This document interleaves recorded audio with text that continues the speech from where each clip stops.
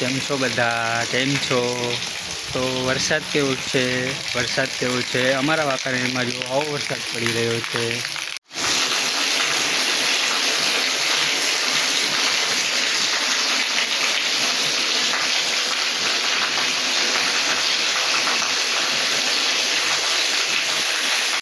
તો આ મિની બ્લોગમાં તમે કોમેન્ટમાં જરૂર જણાવજો કે તમારા શહેર અને તમારા ગામમાં કેવો વરસાદ પડી રહ્યો છે.